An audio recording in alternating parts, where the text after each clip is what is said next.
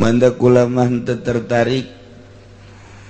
ka zaman kuari nu teu puguh dalilna Muharram dirame-rame untuk membandingi tahun baru Yahudi tahun baru Kristen teu nyahoeun dalilna teu ngaji nu bener sabenerna sok ulama-ulama nu baraheula aya ngarayakeun satu Muharram eta mah hanya mahasiswa can kebal mah hanya untuk membandingi masa tahun baru Kristen tahun baru Yahudi dirayakan tahun baru kita tidak atuh eueuh perintah hadis mana Quran mana nu marentah teu kula diondang ku sababaraha urang boh teu aing embung billahi minasyaitonir rajim inna allaha malaikatahu yusholluna 'alan nabi ya ayyuhalladzina amanu shallu 'alaihi wa sallimu taslima. Iya mah pertanyaan bagaimana hukumnya buat rumah di tanah orang. Sementara yang punya tanahnya jauh dan tanahnya ditanami padi, ditanami kebun. Gimana hasilnya bila dijual dan dimakan? Hukumnya kalau dipakai ibadah bagaimana hasil panennya? Sebab itu tanpa ada izin dari yang punyanya. Itu tambah hukumna gosob. Nyen imah di tanah batur, pepelakan di nu batur ngaranna gosob. Gosob eta maling. Jadi doraka seumur-umur hasilna mun dipake salat ku urang urusan fikih masah lantaran fikih masyarat jeung rukun doang secara zahir wuduna kemudian atuh salatna ngan secara batin mah eta wallahu a'lam. Lantaran beteungna eusina meunang maling cicing ge di tempat nang maling ya ka sorga mah ka sorga ngan dikanarakakeun heula doraka maling nama saya Muhammad Sarko Kediri, Jawa Timur. Mau bertanya, saya sering diomongin orang yang kurang baik dari diri saya di tempat kerja juga. Keselamatan yang bukan dari saya, kesalahan yang bukan dari saya dilimpahkan ke saya. Pertanyaannya, apakah dengan baca sholawat bisa jadi obat sakit hati saya, Kiai? Oh, ieu mah disebutna katuduh maling cekolot baheula mah. Jadi teu salah tapi dianggap salah. Maling dianggap maling baheulana kajen ku kumaha ge yo sok diuk di bedak lawang ieu budak ge. Atak teu meunang kolot baheula ulah sambarangan nya ieu. Teu salah dituduh salah, teu maling dituduh maling. Eta teh jadi hari dizolim soal babacaan babacaan anu mantak ngalengitkeun ka panyakit kos itu tamah urusanana urusan hate kudu ditarima ku tauhid sakabeh perkara geh anu ngurusanana Allah hirup urang sehat urang gering urang nu ngurusanna Allah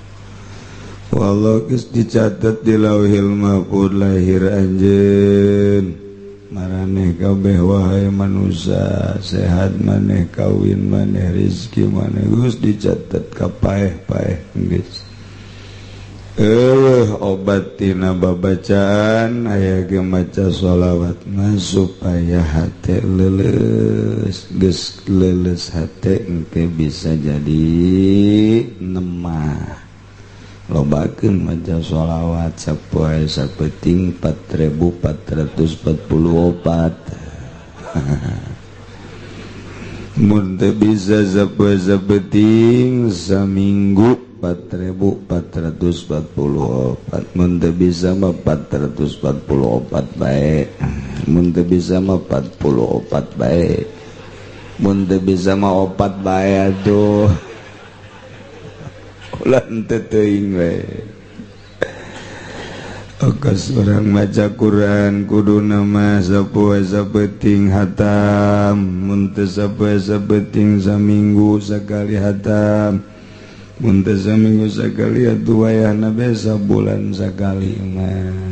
atuh henteu teuing mah kos urang we kabehan sataun aya nu henteu sataun sakali kadele beungeut harenteu kabeh ya mah kula kamari ka Jawa ziarah ka makom Kiai Arwani didinya aya tabel merek qalilun qurra khairun min katsirin farra mun cek bahasa urang mah maca Quran saeutik ge kajeun leuwih bagus daripada loba henteu urang mah pan hayang nama loba tapi henteu eta ditulis dina makomna qalilun qurra khairun min katsirin farra sebab Kiai Arwani mah sapoe-sapeting khatam Al-Qur'an qabla dina kos abuya Cidahu urang mah teu boro-boro hatam sapoe-sapeting macana ge mana ikhfa mana ikhlas mana izhar mana guna geus teu nyaho ngaran-ngaran aja makharijul huruf teu puguh kaluarna ti sungut si eta mah teu puguh mana kitulah tak kajen teuing tapi urang sabisa-bisa baca bae misalna aki-aki geus leuh aing ngaji ka Serang ya bisi aing ngaji di imah bae bisa-bisa bae kajen pahili gitu dan naon asa ulah disapekeran bae nu kos kitu mah ngajina disapeker ongkoh sod jeung sin pahili ulah jeung anu sorana kurang penting ngeunaheun ulah sok digedengung-dengungkeun antaran besi aya nu nyeri huntu di gigireuna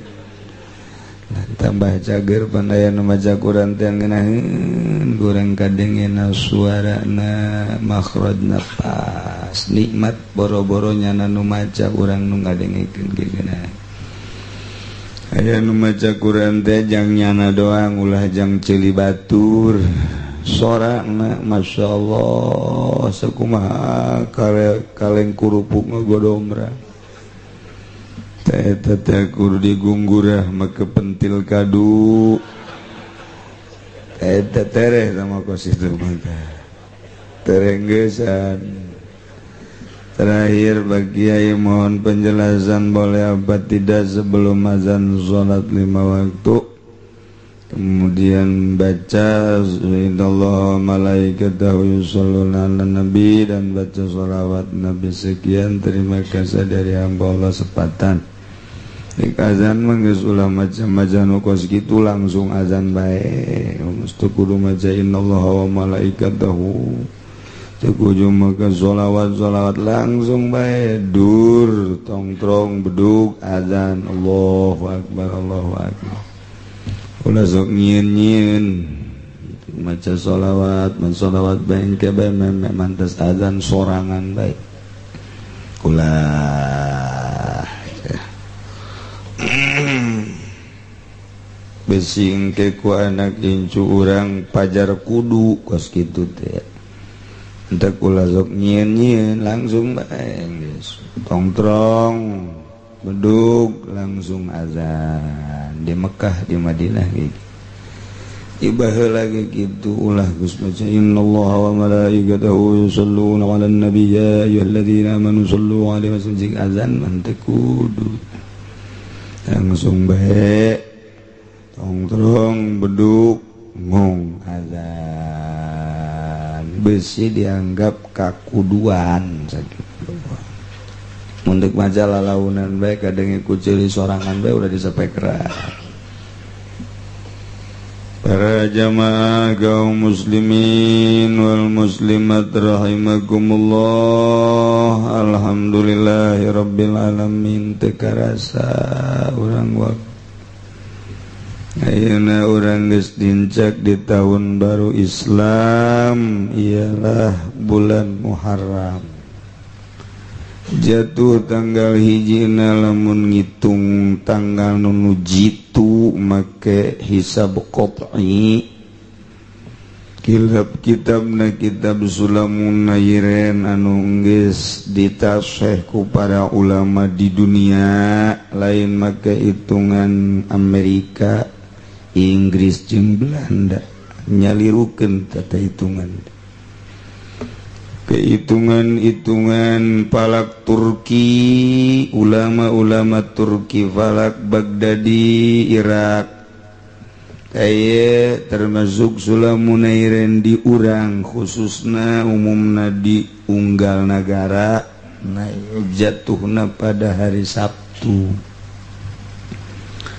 tanggal hiji Muharram jatuh pada hari Sabtu Sabtu Minggu Senin tanggal 10 bulan Muharram adalah hari Senin aya nu nanggalkeun Minggu wallahu alam hisabna nu jelas kula ngitung mun make hisab Islam perjalanan bulan tetap Sabtu mun make perjalanan perhitungan kafir nah ieu adalah jatuhna Minggu kula pribadi nanggalkeun Sabtu jadi di poe tanggal hiji Muharram eueuh raramean dina Islam khaliful yahuda cek Kangjeng Nabi sulayaan ku anjeun kebiasaan orang Yahudi harita buukna kitu dikakatuhukeun ka dieu Kangjeng Nabi kakencak begitu neuleuh Kangjeng Nabi ganteng jasa dikakencakeun Yahudi nurutan dikakencakeun Kangjeng Nabi dibelah gitu neuleuh Kangjeng Nabi ganteng atuh deuk dikamamanakeun ge nu ganteng mah ganteng bae dikakatuh kakencakeun ge atuh ai beungeutna beungeut encek mah encek bae tah Kangjeng Nabi ditaluturkeun dibelah ku Yahudi neuleuh Kangjeng ganteng Kangjeng dikatukangkeun ditaluturkeun ku Yahudi Kangjeng dibotakan botak aing jak Kangjeng Nabi naro sahabat kok tuan beda-beda sih tantuan teh oh cek Kangjeng Nabi khaliful Yahuda kudu beda aranjeun kabeh jeung Yahudi ulah alakur teu beres Yahudi mah ulah diakur tuh gitu Kangjeng gitu kene orang-orang Yahudi mah tersepen miara kumis tersepen miara janggot Yahudi paling benci karena janggot Kangjeng Nabi dipiara janggotna piara terus sahabat naros kunaon make janggot dipiara ya Rasulullah khaliful Yahuda sulayaan ku anjeun Yahudi Yahudi mah datang ke akhir zaman moal resepet miara janggot mendak sunnah bagi umat muslimin ulah muslimat masing ada muslimin doang bicara mah pugu aja kelepasan ngomong nyana disunahkan bagi muslimin muslimat untuk memelihara janggot muslimat kumaha ieu kiai kapohan ngomong eta malum lah kiai bayaran janggot loh cenah kiai ayo lain teh hayang nyara janggot jeung lain teh nyaho nyai janggotna aya 3,5 lain janggot akar huntu akaran keluar masalah sakitu diberena ku Allah 3, 4, 5, 11 tetep bae kajian saeutik asal panjang sugan bisa pakai namun orang dahar nyelap teh pakai eta tah gitu ya tah eta cukup kaki kami mah khaliful yahuda geus sakit ulah sok dibundang bahan Yahudi manda kula mah teu tertarik ka zaman kuari nu teu puguh dalilna Muharram dirame-rame untuk membandingi tahun baru Yahudi tahun baru Kristen teu nyahoeun dalilna teu ngaji nu bener sabenerna sok ulama-ulama nu baraheula aya ngarayakeun satu Muharram eta mah hanya mahasiswa can kebal teh mah hanya untuk membandingi masa tahun baru Kristen tahun baru Yahudi dirayakan tahun baru kita tidak atuh perintah hadis mana Quran mana nu marentah teu kula diondang ku sababaraha urang bohong aing teu aing mah embung dek jantun yatim bae tapi ulah merayakan tahun baru eta teh jijieun ibadah nu teu mendasar mahasiswa teh mah hanya kapanasan khaliful yahuda kajeun nyana urang-urang teu kudu urang marah ramean teh lain tanggal 1 hari raya Idul Fitri ramekeun ku silaturahim hari raya Idul Adha ramekeun ku masjid tah nu ngomong hewan henteu masjid nya tah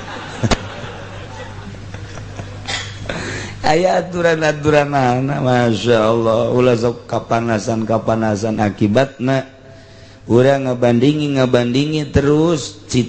sistem pendidikan ge dibandingi ngabandingi urang terus ngalelep ka handap nyana nu utar atuh kuari pendidikan di Indonesia nu ngendalikeun adalah Kristen Yahudi sabaraha poin ieu pendidikan Islam nu diterapkeun di SD di SMP di SMA eueuh saeutik-eutik acan teu bisa dibandingi urang nyeun pendidikan khusus Islam ulah berbau-bau Kristen dititahna kumaha majelis taklim madrasah sok gerak teman-teman pendidikan pondok pesantren moal eleh kajeun kuku mage asal percaya diri ti mimiti amil apa aya di sekolah amil moal aya tanya kaluaran YIN atau UIN ku ari mah tanya dokter Andasna sini loh Pak Guru sini ada apa amil ada berapa paling gajaknya di kampung saya ada 1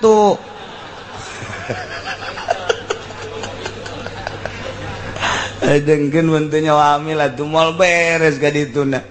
coba budak kakarak asup ka pondok pesantren amil ada berapa ceng i'lam annal awamila fin nahwi mi'atu amilin waruhan sira tunjuk nya nama kewaruhan sira jurumiyah moal aya di sakola aya geus di sanawiyah aliyah baheula kuari sorop baheula mah aya zaman Al-Husta Tangerang zaman Ki Muhtar Gembor kala luar ti sakolahan kos kitu biasa maca kitab kuari mana diakui pendidikan kos kitu teh formal bisa ngaji bisa baca kitab Sapinah Riyadh takrib di Araji, tinggal nama di Tangerang ada Al Husna, tinggal sebuah nama mana kualitas kula keur leutik ngadenge Al Husna hebat. Tapi kuari mana di tengah-tengah kota Tangerang pendidikan anu mengarah kada Islam hancur akibat kompetisi nyana merasa kalah ulah ngarasa eleh terus mana di sekolah nu ngaji alfiyah sedangkeun teu ngaji alfiyah baca kitab ujianna kadangena ge garihal ulah disangka hebat eta bangsa doktor andas ceramah kadang ku santri aing mah macana ge belu tah bahasa mana tah belu tah belu aing mah ngade aya belu tah kaluar deui tah belu aing mah ngadenge sia belu tah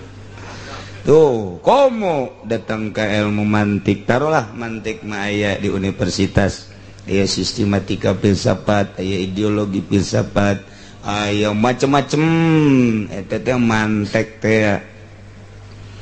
tuh kemudian bilagah mana dia aja nu mantak kesel ngadenge ceramah jeung pidato na jelema nu teu ngaji di pasantren lawan sababna teu dikemas teu dirapih-rapih bahasana make ilmu bilagah iraha ngomong nu rendah iraha ngomong nu kuat iraha ngomong anu naon gitu ngaranna lalaunan iraha ngomong nu keras iraha ngomong kudu bahasa intelek iraha ngomong kudu bahasa eta Kangjeng Nabi kapanggih jeung tukang tani ngobrol tani kapanggih jeung tukang perang ngobrol perang kapanggih jeung tukang urusan mager ngobrol mager oh kapanggih jeung nu ngawinkeun korma cak Kangjeng Nabi atuh teu kudu dikawinkeun geumeureunnan buahan ieu ih cek tukang korma sakumaha adat buah korma tangkal korma mun teu dikawinkeun teu buahan cak Kangjeng Nabi antum a'lamu bi umuri dunyakun urusan dunia maneh atuh nu nyarah mangga teruskeun atuh cak Kangjeng Nabi tata teh selalu pas bilagah diatur supaya sesuai jeung muqtada halna ieu mah di lembur ngomong waduh situasi dan kondisinya lain bagaimana ya mereka itu kok begitu beliau memang begitu cek nini si aing diajak ngomong kos gitu kumaha ya waduh ini sudah keadaannya kurang konfrensif ini waduh bagaimana ya nyana nanya aing konfrensif aing gitu nyaho coba nyana ge nu ngomong teh nyaho mengidi koran doang taetalah teu nyaho situasi hayang disebut hebat lain kitu nyampaikeun mah iraha ieu teh kudu intelek nyana ceramah di ditu di hotel jeung WTS berarti di hotel mah tuh ya bahasa di itu atuh namun ka Inggris atuh kudu bahasa Inggris disesuaikeun kitu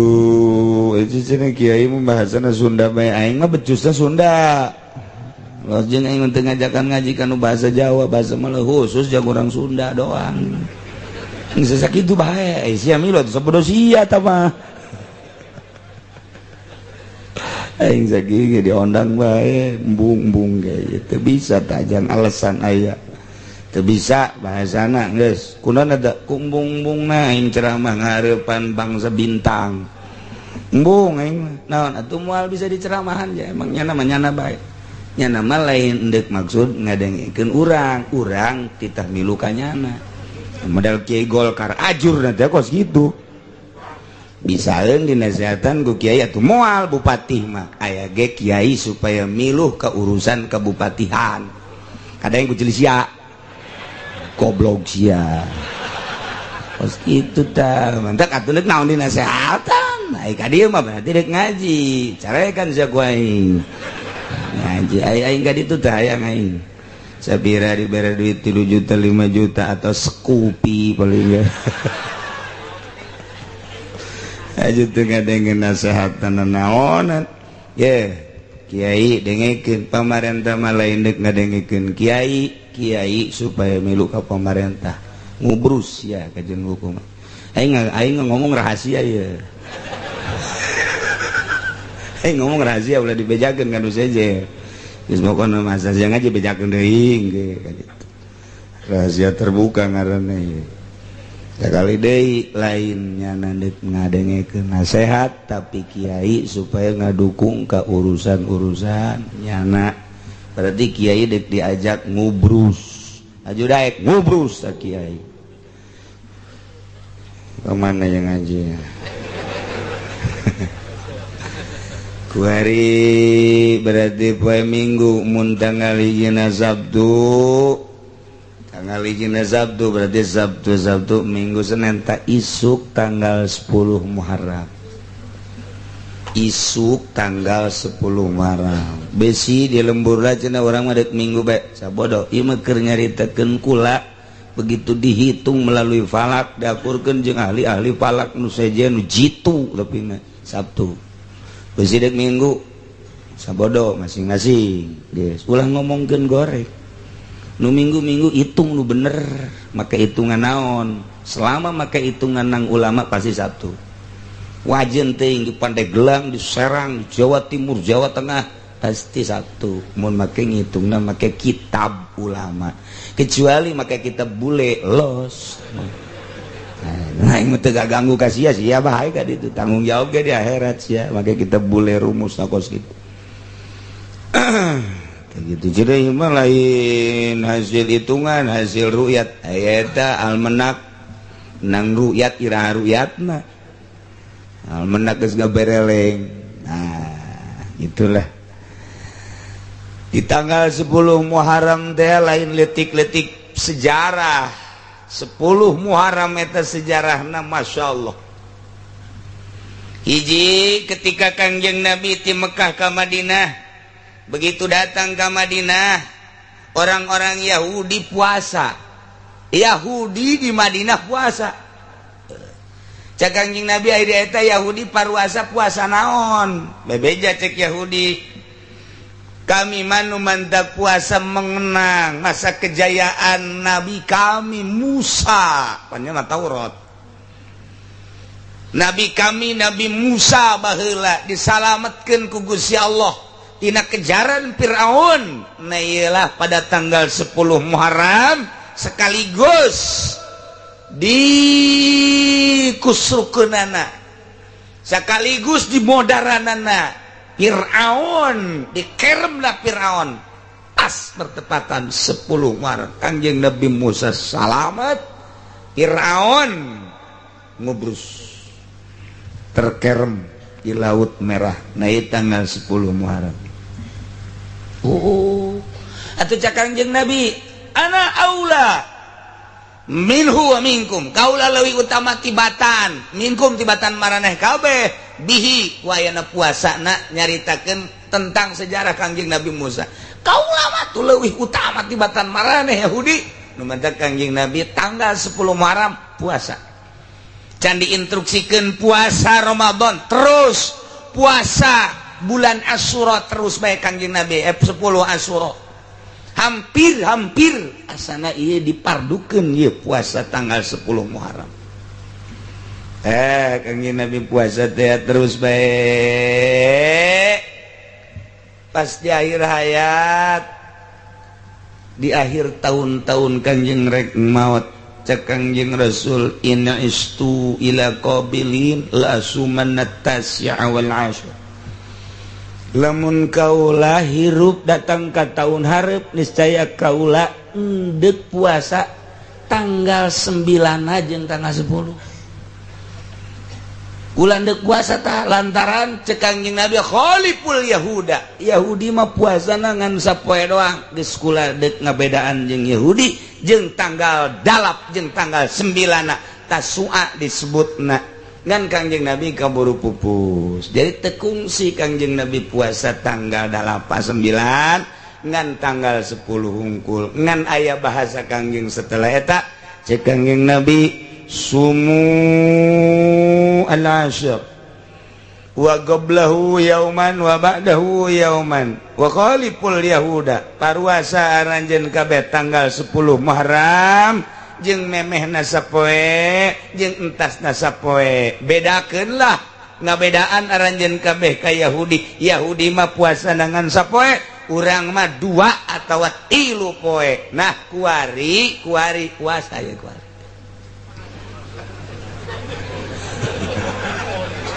Tuh. Uduk geus beak uduk. Geus aya nu mesen sate deui.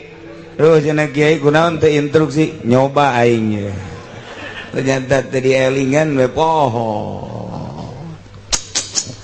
Sabtu minggu Senin gua hari ya tanggal 9 isuk tanggal 10 tanggal 11 jadi 3 poe puasana poe Minggu poe Senin poe Salasa tah bagi nu encan ngadaharna naon meunang gua hari niat gua hari bae niat tuh niat gula puasa poe ieu dina poe tanggal 9 bulan Muharram tah gitu.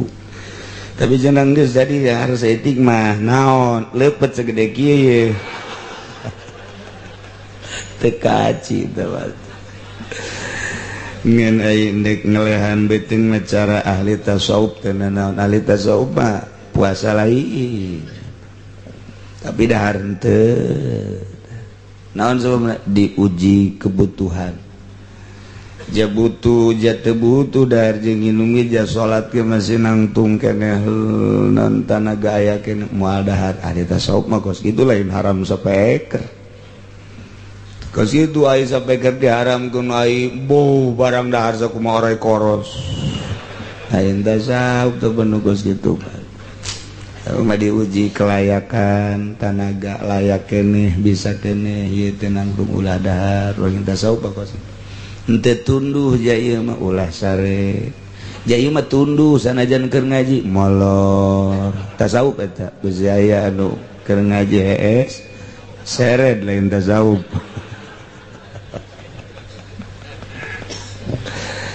Tadak ahli tasawuf mah sarena ge atuh tara di kasur cenah mah keur diuk di mana hayangna be di masjid hayang sare antak loloban ahli tasawuf mah di masjid teh tolol teh tasawuf mah insyaallah ya besi ayeuna jana orang dahar jar nginum tapi ka ayeuna niatna itu somal yaum kula puasa dina poe itasi dina tanggal 9 Muharram geus kulantaran poe ieu mah meureunana aduh teu nyaho ajeun isuk bae tanggal 10 na isuk jeung tanggal 11 poe Salasa. Duh cenah kiai teu kuat jak ulama di pabrik ieu mah aya 3 poe mah 2 poe bae. 2 poe ge cenah teu kuat sapoe bae tuh poe isuk bae. Sapoe ge cenah teu kuat. Kumaha sia bae atuh tah mah. Aing ngabejaan doang. Masya Allah hirup teh aya perbandingan jeung hewan aya orang yang sok puasa bae orang yang taneuh mulut sabulan mulut puasa Rajab 27 poe puasa Ramadan sabulan Ramadan puasa eta orang yang taneuh mendak nyana mah asal di bulan mulut bae nyana mendem bae puasa sabulan bulan puasa naon gara-gara orang yang taneuh ke akhir bae hiber teng kadeleuk urang wah itu naon itu nu hiber naon itu diudag kuno sok puasa kuno sok tapa lu bae ka kuburan aya di dulu kadinya disorot aya ngaringkep nah iya asana ya ada kecak dukun bae lamun anu hiber rupa orai teh rupa batu teh tewak bae ngan diberesieun bae urang sebab lain sembarangan orai sebab eta orai keur tapa cieun bae dibereun teh urang jarang langsung ditubruk teh jarang sebab naon sebab hebatan orai harismana tibatan nungudag ayo orai mah puasa nungudag teu atuh hebatan nyangan mentak teu kuat tapi lamun urang puasa deui mah wih atuh dicekel masalah aduh nunggu dagna aduh itu mah keur ngalamun itu non hiber puasa teu non teu pun nama atuh diudag kunyana brus gerai eleh sinar ku orai sebab sinar puasa na muncar eleh teu kuat teu bae geus mantak kita eta orai tanu mah cicing bae nya nama sebab geus aya maunatan cara maunah asal kasempar kaganggu dicatek kunyana digegel langsung bae peurahna luar biasa sebab puasa bae tapi orai koros mah orai koros betungna dayut orai koros mah aya kica-kica dia caplok kunyana aya anak bangkong dicaplok malah nu gede mah orai koros mana bangkong ge dicaplok keneh bae aya parai dicaplok endet dicaplok buah bus ge dicaplok keneh bae geus teu maen naon bae geus moal namanya kadal ge kadal terus bae anak kadal terus bae cacing terus betung noge dayut mun sebeteuing nya nama ngaringkel eta orek koros eta ngaringkel di sisi sawah betung noge huluna teu kadeuleun ieu mana huluna nya nama teu kadeuleun nya huluna kahandap nilep coba ge tajangan kakolot baheula dan nanti lebih mana huluna ya di kieu-kieu ge kurang di kieu-kieu teu cicing bae malah bisa ditampak ku heesna teh teu karasa molorna bisa ditampak kieu tah ke kebal-kebal lantaran kagoyang-goyang leukeut naik gitu kok bae tah nya beureung asa diganggu ngegel ka urang blek bae urang cicing bae tah dikencengkeun ku nya cicing bae leh sorangan huntuna coplok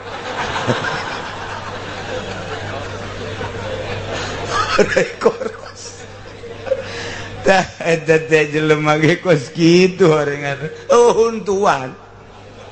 huntuan jelema tilok puasa mah nah ieu kukula deuk diajak nyebrang jang ka akhirat ieu mah lain jang dunia jang ka akhirat di tanggal 9 na ieu daswa isuk tanggal 10 jeung deui tanggal 11 na sumu ya al-asyir Kangjeng Nabi goblahu yauman wa ba'dahu yauman tanggal 10 bulan Asyura mah sejarah tanggal 10 Muharram disebut Asyura pahara hiji ngadamelna Gusti Allah ka Kangjeng Nabi Adam sangat bersejarah tanggal 10 Muharram dua setelah dijieun diantep diasupkan ke sorga tanggal 10 ilu diturunkan ke dunia ge tanggal 10 ieu Kangjeng Nabi Adam iba lahu diterima tobatna Kangjeng Nabi Adam tanggal 10 bulan Muharram masyaallah hiji kedua Kangjeng Nabi Musa disalametkeun tina kejaran Firaun Kangjeng Nabi Musa na salamet Raja Fir'auna terkerem tanggal 10 Muharram. Tilu Kangjeng Nabi Ibrahim. Ketika Kangjeng Nabi Ibrahim dibalangkeun kana sada disalametkeun anak tanggal 10 bulan Muharram. Nomor kaopat didamelna langit,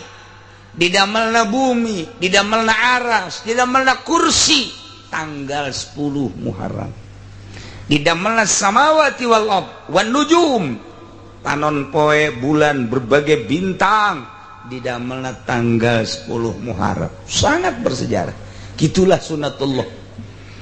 Kangjeng Nabi Idris alaihi salam ditaekeun ku Gusti Allah ka langit ieu tanggal 10 Muharram Kangjeng Nabi Isa alaihi salam didamelna ku Gusti Allah tanggal 10 Muharram ditaekeun ka langit ku Gusti Allah tanggal 10 Muharram lain letik-letik sejarah di tanggal 10 Muharram nu mantak para salafus sholihin para wali-wali Allah kepenting ye pada tanggal 10 Muharram nya nama tafakkur pul merenung sejarah merenung loba kejadian-kejadian merenung direnungkeun ka dirina termasuk Kangjeng Nabi Nuh alaihi salam Kangjeng Nabi Nuh disalametkeun turun ti kapalna tanggal 10 bulan Muharram begitu tanggal 10 tarurun jeung kaumna lalapar kabeh cek Kangjeng Nabi Nuh lantaran orang lapar coba aya naon coba kumpul-kumpulkan aya naon bea setik aya kacang kedelai setik aya gandum setik kacang tanah setik aya gitu naon ngaranna bubuk roti setik hijikeun cek Kangjeng Nabi nu asakeun diasakeun begitu deuk diuyahan uyah eueuh bawang eueuh segala eueuh ngan saeta-etana doang dibagikeun disebut bubur Asyura bubur tiis. Nak baheula mah tanggal 10 Muharram ngabubur tilok diuyahan. Cek ulah mah kuari mah uyahan bae tetep. Uyahan bae tetep. Ngan eta kolot baheula ngadidik anak teh nyahoan. Masyaallah jadi terkenang kan. Begitu anak ngadahar pentis asuronya jadi nyaho. Kuari mah lantaran tilok ngabubur-bubur acan boro-boro anakna kolotna ge pan kuari teu tasu apan kuari. Geus teu nyahoeun tah. Ieu tanggal 10 isuk puasa sorena ngabubur tiis ngan teu instruksi teh mah sakadar sejarah doang geus mendek nyieun bubur dua rupa kuari mah hiji bubur tiis ulah loba-loba teh mah sejarah doang nomor kadua mah bubur kacang ijo bae make roti disusuan basa etik anjeun eta mah geus anakna nanya mah aya dua mah ieu mah sejarah aya iya majang siat pas gitu jadi dua aja parah itu kolot baheula ngadidik ka urang Masya Allah terkenang kuari lalepasan di bidah sih pas gitu teh ya tapi bidahna termasuk bidah hasanah naon ngadidik ka anak nyaho pan urang oh nya tuh kitu keneh termasuk Kangjeng Nabi Yunus alaihissalam Kangjeng Nabi Yunus teh dinaon kitu ngaranna Kangjeng Nabi Yunus dilepehkeun ku lauk na eta tanggal 10 Muharram jadi lain letik-letik poe lain letik-letik sejarah nu mantak kukula dicaritakeun kitu Kangjeng Nabi pohara jasa teu pernah tinggalin tanggal 10 Muharram puasa urang sebagai penganut Kangjeng Nabi urang Kangjeng Nabi Muhammad sallallahu alaihi wasallam nurutan Kangjeng puasa tanggal 10 Muharram ndek nuturkeun ucapan Kangjeng in istu ila qabilin la sumanna at-tasi'a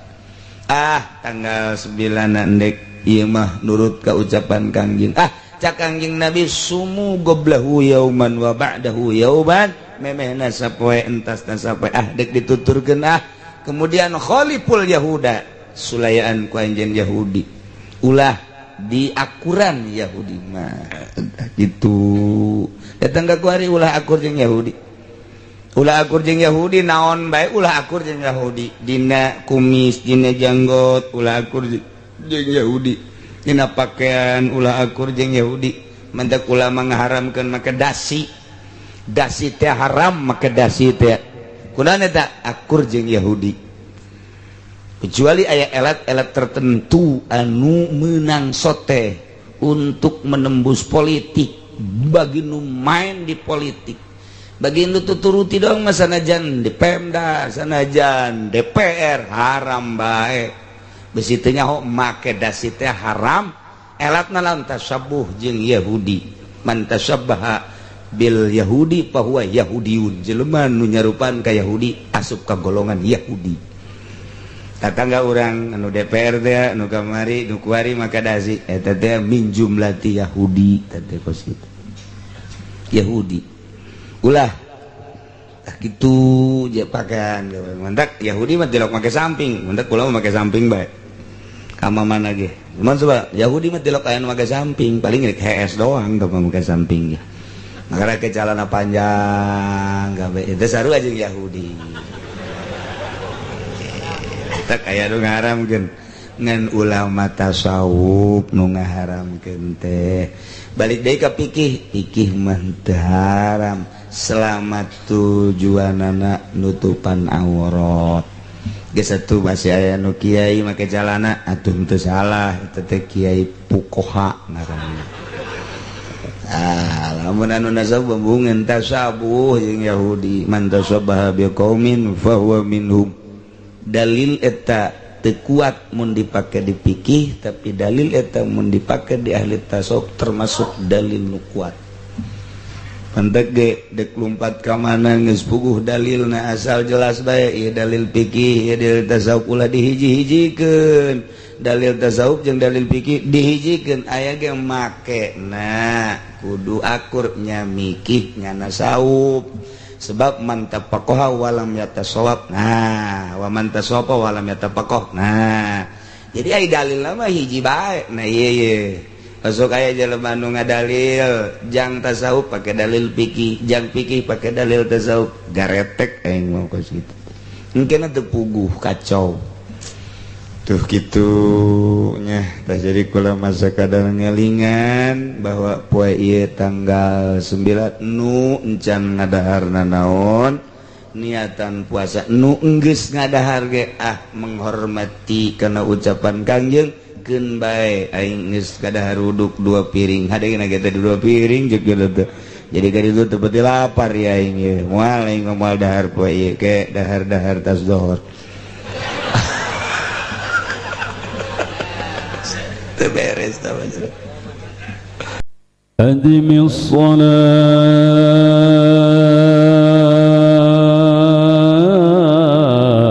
الصلاة على الحبيب محمد أدم الصلاة على الحبيب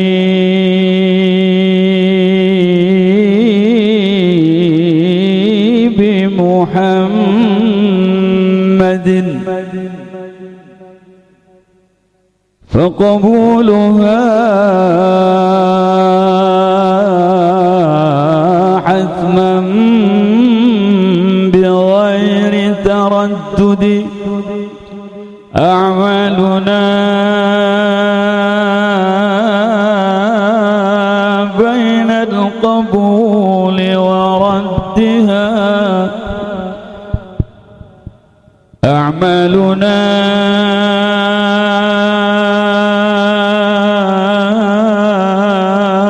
بين القبول وردها إلا الصلاة على الحبيب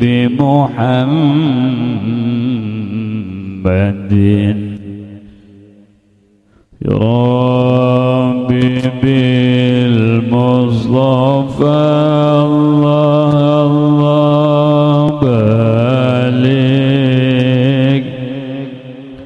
سيدنا الله يا الله واغفر لنا ما مضى يا واسع الكرم يا الله يا الله محمد ذو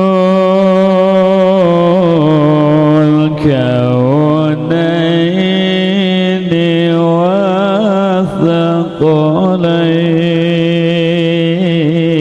والثقلين والفريقين من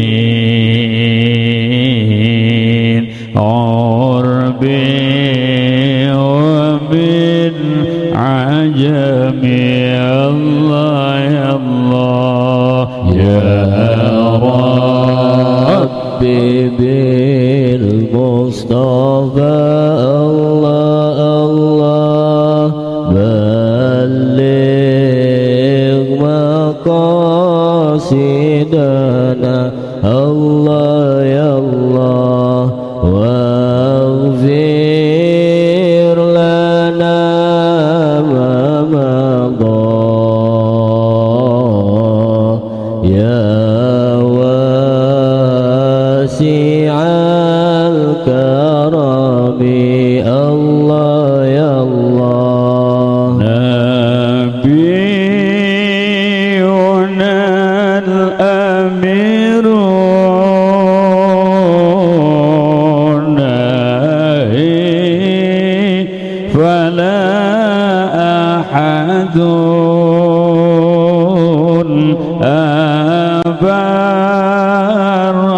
في قولنا منه ولا نعم الله يا الله يا ربي بالمصطفى الله الله بلغ مقاصدنا